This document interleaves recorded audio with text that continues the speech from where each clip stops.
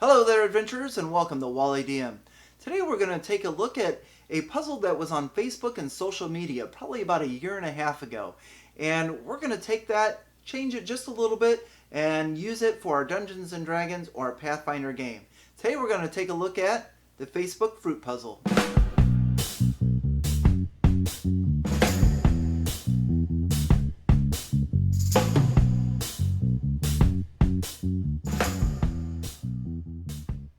Hey guys, Wally D here. This is actually an update before I put this puzzle on YouTube. I actually recorded this probably about 2 months ago. I think it was in May of 2017, and it's July now. So I've had it in the on the computer for a little bit of time. But after watching it, in the puzzle there are two dials that the players will need to use to get to where they need to be. And after watching, I don't know why I didn't just use one dial. So if you look off to my side here, this is like an egg timer dial, and this is actually what I would probably recommend for the puzzle. It'll work either way, but sometimes I nitpick myself, and I'm just sitting there and watching myself go through the puzzle, messing with two dials. I'm not sure why I did that. So they're probably interchangeable. I'd probably recommend the single dial just for ease. Just for, it's easier and stuff. So sorry about that. Just wanted to give you a quick update, and let's get on with the puzzle. Okay, so our adventuring party has entered this room here, and as you can see, we have a closed door to the north, a closed door to the west, and there is a door to the east, but it is open. Now, there may not be anything else in this room, where the DM or GM can stock it as you see fit. Also, if you want to make these open, closed, locked, whatever, that is totally up to you. What the party is going to be looking for is, hopefully they see it when they're walking. If they decide to walk east through the door that's already open, hopefully they will see a panel over here. This panel along the wall is what triggered and opened the door. And I would probably make this a fairly low perception roll. We definitely want the players to see this, so they can look at it and engage in the puzzle. So along this panel we have two dials. Let's call them dials. Two dials, and they are currently, the one on the left is set pointing to a 3, and the one on the right is pointing to a 0. And these dials can be rotated really easily. Just if a PC just grabs it, they can click, click, click, and go through the numbers 1 through 0. Now, above these two dials is an image, and it's a very good image, very easy to read, and they can see that there is 3 battle axes.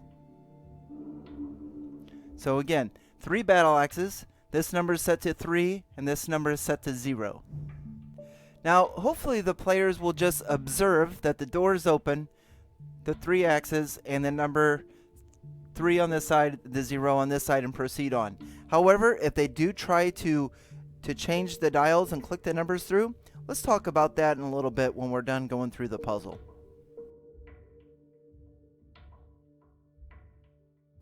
So if our adventuring party has traveled east, now they come into this room, and there's nothing to the north, nothing to the south, and again, there's an open door here. And once again, there is a panel along the wall. So if they investigate the dials, this is what they're going to see this time. The PCs will see 2 dials again. This time, both of the dials are pointing to the number 2. And above, again, we have the battle axe. But this time, we also have 2 quivers of arrows. So a battle axe, a quiver of arrows, and a quiver of arrows. And the dials are pointing to the number 2 on both of them. And again, if the PCs decide to click through the dial, we'll come back to that again in a little bit. Continuing on.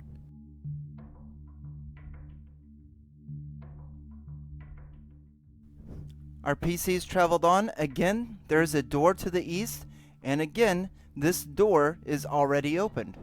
And there is also another panel with another set of dials. So if the PCs investigate this here, they're going to see the dials again, and the first one is pointed to the number 1.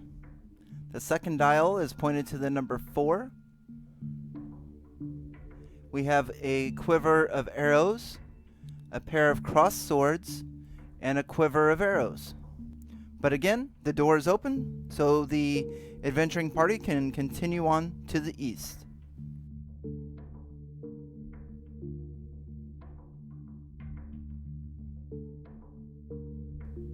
So now our adventuring party has entered this room here. We have a closed door to the south, a closed door to the east, and a closed door to the north. We also have a treasure chest in this room. Now again, there is another panel with another set of dials. Also in this room are two cadavers. One of them is right underneath the dials, and the other one is in close proximity to this north door. It looks like they have not been dead for very long, and in fact they are also covered with some kind of adhesive or gluey-like substance. It also looks like they're partially eaten, so something must have been munching on them. But one of the players can come over and look at these dials, and this is what we're going to see on the dials this time. Both of these dials are set to the number 0. We have a battle axe, we have one sword, and we have a quiver of arrows. So looking at this picture right here and seeing that the dials need to be rotated to open the door, what numbers would your character rotate these dials to? I'll give you a second if you'd like to figure it out. Did you get it? Okay, let's go over the solution. So let's go over the solution to the puzzle. In order to do that, I think we should take a real quick look at the previous clues from the other rooms. In the very first room, we had 3 battle axes, and the dials were set to 3 and 0, or 30. So we could conclude that each battle axe is worth 10, 10, 20, 30. The second room, with the open door to the east, had a battle axe, which we can say is 10. The dials were set to 2 and 2. So 22 minus 10, that leaves 12. That would mean that each quiver of arrows is worth 6 apiece. The third room, we've got 2 quivers of arrows, so that's 6 plus 6 is 12. 14 minus 12 is 2. So that must mean that the 2 crossed swords are worth 2. So we have 6 plus 2 is 8. Plus 6 is 14. Now, the final one, we have our battle axe, which is worth 10, but we only have 1 sword here. And since we said that the swords were worth 2, and we only have half of that, we'll make this a 1. And then we have our quiver of arrows, which we said was 6. But if you notice, up here we've got 1, 2, 3, 4, 5, 6 arrows in here.